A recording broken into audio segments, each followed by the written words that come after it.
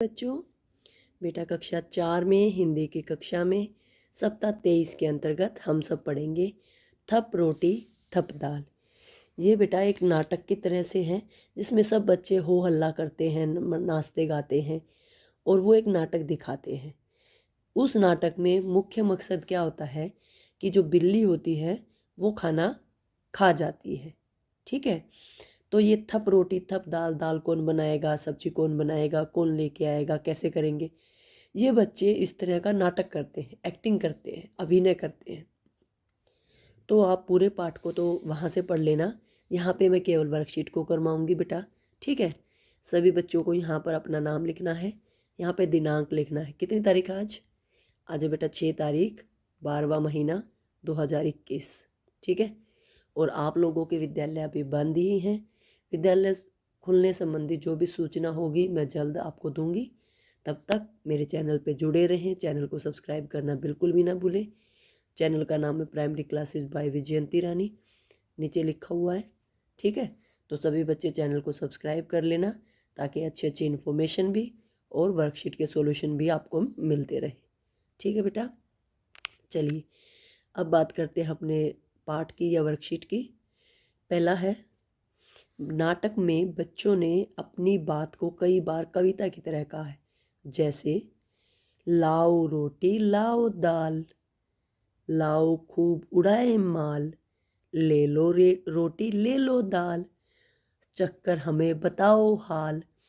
तो यहाँ पे क्या कह रहा है, यहाँ पे देखो, दाल माल दाल हाल, इनमें तुकबंदी है ना, लय बनी हुई है। तो आपको ऐसे ही नीचे लिखी पंक्तियों की तुकबंदी करनी है, मतलब आखिरी अक्षरों को मिलाना है। जैसे घंटी बोली टन टन, कहाँ चले भाई कहाँ चले, रेल चली भाई रेल चली, कल की छुट्टी परसों आना, रोटी दाल पकाएंगे। तो इनमें तुकबंदी करनी है। मैंने क्या लिखा है वो देखिए। देखिए मैंने इसको पूरा कर दिया। घंटी बोली टन टन टन, चलो चले घर को फौरन, कहाँ चले भाई कहाँ चले, मम्मी पापा जहाँ चले, रेल चली भाई रेल चली, चुक चुक करती रेल चली, कल की छुट्टी परसों इतवार, चलो घूमने चले सब यार, रोटी दाल पकाएंगे खूब मज़े से खाएंगे। तो आप ये देखिए, टन टन फौरन, चले चले, चली चली, इतवार यार, पकाएंगे खाएंगे, सब में तुकबंदी है। ठीक है, तो इस तरह से तुकबंदी करते हुए आपको ये पंक्तियाँ पूरी करनी थी। तो आप सभी इसको पूरा कर लो।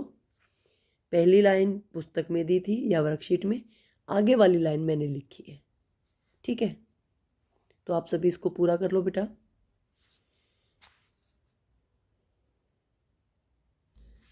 अगला है बेटा, थप रोटी थप दाल शब्द में थप शब्द से लगता है कि किसी तरह की आवाज़ है। ऐसे ही कुछ आवाज़ वाले शब्द ढूंढने हैं, मतलब किताब जो पाठ है ना उसमें से ढूंढने हैं। जैसे अभी हमने पढ़ा था टन, टन क्या है, आवाज़ है ना, थपकी देते किसी को, थप थप ऐसे शाबाशी वाली वो।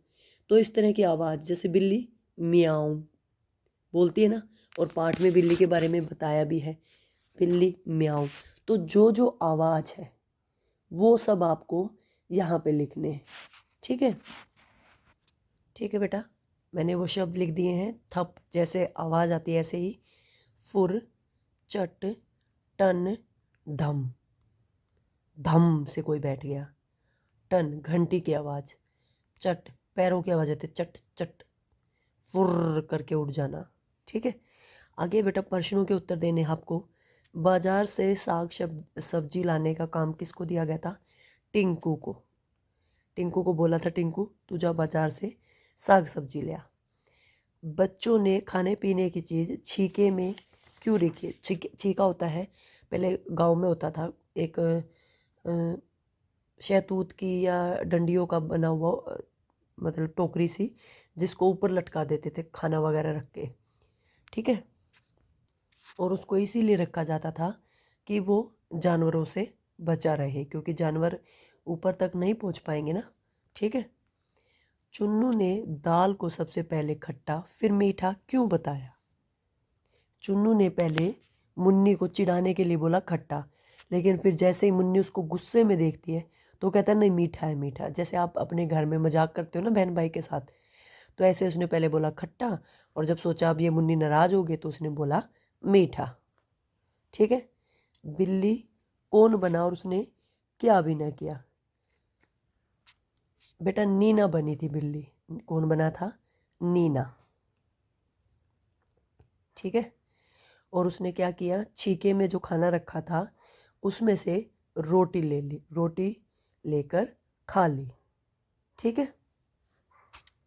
अगला आपका, आलसियों को सबक सिखाऊं म्याऊं म्याऊं। इन पंक्तियों से हमें क्या शिक्षा मिलती है कि जो इस नाटक में बताया गया, जो बच्चे हैं मुन्नी चुन्नू टिंकू सारे खर्राटे पर रहते हैं, वो आलस में लेटे हुए हैं। उनको दिखाई दिया कि बिल्ली आ गई है, तो बिल्ली ने सारा मतलब रोटी लेके खा ली छीके में से। तो उसने यही सोचा कि मैं इन आलकसियों को, जो आलस के कारण उठ नहीं रहे हैं, इनका खाना खाकर इनको सबक सिखाती हूँ। ठीक है। देखिए बेटा, मैंने सबके आंसर लिख दिए हैं। बाजार से साग सब्जी लाने का काम किसे सौंपा गया? बाजार से साग सब्जी लाने का काम टिंकू को सौंपा गया। बच्चों ने खाने पीने की चीज़ छीके में क्यों रखी? बच्चों ने खाने पीने की चीज़ छीके में रखी ताकि कोई जानवर उन्हें खा ना पाए या कोई उन्हें चुरा ना पाए। दोनों बातें ठीक है, चुरा भी ना पाए खा भी ना पाए। चुन्नू ने पहले दाल को खट्टा फिर मीठा क्यों बताया? चुन्नू ने मुन्नी को चढ़ाने के लिए पहले खट्टा कहा, पर मुन्नी के गुस्से में देखने के कारण उसे मीठा कहा। और ये मीठा गलत लिखा गया, आप लोग ठीक कर लेना, माँ को बड़ी की मात्रा आएगी। ठीक है। आगे बिल्ली कौन बना और उसने क्या किया? बिल्ली नीना बनी थी और उसने छीके में रखी रोटी खा ली। आलसियों को सबक सिखाऊं म्याऊं म्याऊं, ये बात से हमें क्या शिक्षा मिलती है? बिल्ली म्याऊं म्याऊं बोल रही थी और आलसियों को सबक सिखा रही थी ना, तो हमें ये शिक्षा मिलती है हमें कभी भी जीवन में आलस नहीं करना चाहिए, नहीं तो हमारा नुकसान होगा। ठीक है। आगे आपका, इस नाटक में बच्चों ने भोजन बनाने का खेल खेला। आप भी इस तरह का खेल अभिनय करते हुए अपने बहन भाई के साथ खेलिए और वीडियो बनाकर अपने अध्यापक को भेजनी है। ठीक है, शेयर करना है। कैसे खेल सकते हो? या तो अध्यापक और बच्चे बन जाओ या चोर सिपाही बन जाओ। 3-4 बच्चे एक्टिंग करते हुए ऐसे वीडियो बनाइए और अपने टीचर को भेज दीजिए। ठीक है। समझ में आ गया यहाँ तक का सारा कार्य? ठीक है, चलो आप सभी बच्चे इसको जल्दी से पूरा कर लो।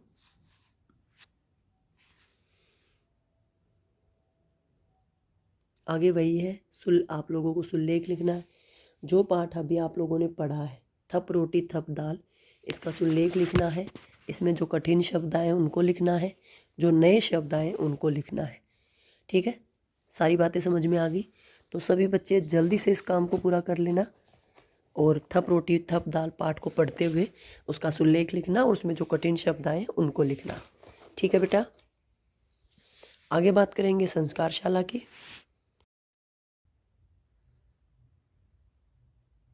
संस्कारशाला में आज का सुविचार है, जिस व्यक्ति ने कभी गलती नहीं की उसने कुछ नया करने की कोशिश नहीं की। ये बात बोली है अल्बर्ट आइंस्टाइन ने। ठीक है। इसका मतलब ये है कि अगर आप काम करोगे तो ही गलती होगी, काम नहीं करोगे तो गलती कैसे होगी? तो इसीलिए सभी बच्चे कोशिश करते रहना, जो गलतियां हो जाएं उन्हें सुधार कर आगे बढ़ना। क्या खाना है आप लोगों को? वेजिटेबल सैंडविच बनाकर खाना है और वेजिटेबल सैंडविच मैंने आप लोगों को बनाना सिखा रखा है, तो सभी बच्चे वेजिटेबल सैंडविच बनाकर खाना। गतिविधि में मसालों को उनकी खुशबू से पहचान करना है।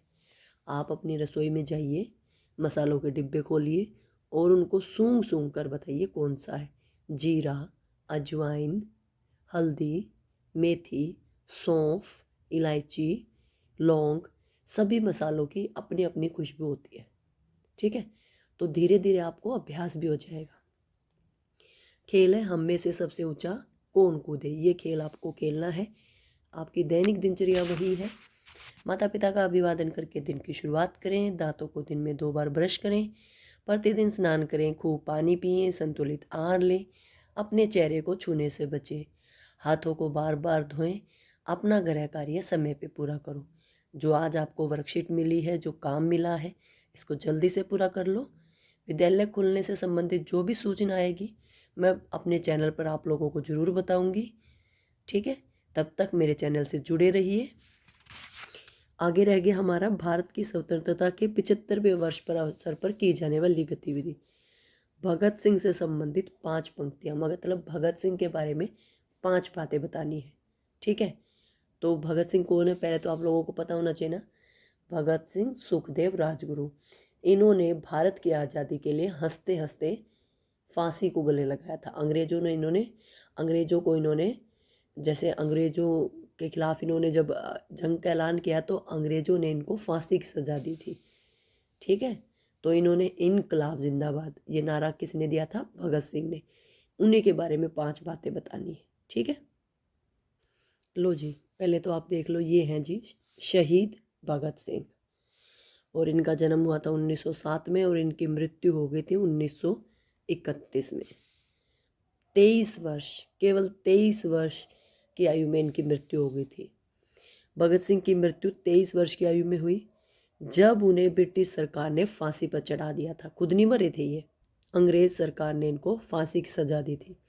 भगत सिंह का जन्म 27 सितंबर 1907 को लायरपुर जिले के बंगा गांव में हुआ था। ठीक है, जो अब पाकिस्तान में है। उनका पैतृक गांव खटकड़ कला है, जो पंजाब भारत में ही है। उनके जन्म के समय उनके पिता किशन सिंह, चाचा अजीत सिंह और शरण सिंह जेल में ही थे। मतलब पूरा परिवार देश की आज़ादी के लिए अग्रसर था। यहाँ पे जो एक बात नहीं है वो ये है कि इन्होंने इनकलाब जिंदाबाद का नारा दिया था। और यहाँ पे इनके बारे में 5 बातें हो गई हैं। तो इनकी शहादत को हमेशा याद रखें, हमेशा इनको सलाम करें। मैं तहे दिल से इनको प्रणाम करती हूँ, क्योंकि ये बहुत ही आदर्श और अच्छे इंसान थे। ठीक है, तो आप भी इसको हमेशा याद रखिएगा। और आज की वीडियो में बस इतना ही। वीडियो अच्छी लगे तो लाइक कर देना, चैनल को सब्सक्राइब कर लेना। वीडियो देखने के लिए आपका बहुत बहुत धन्यवाद।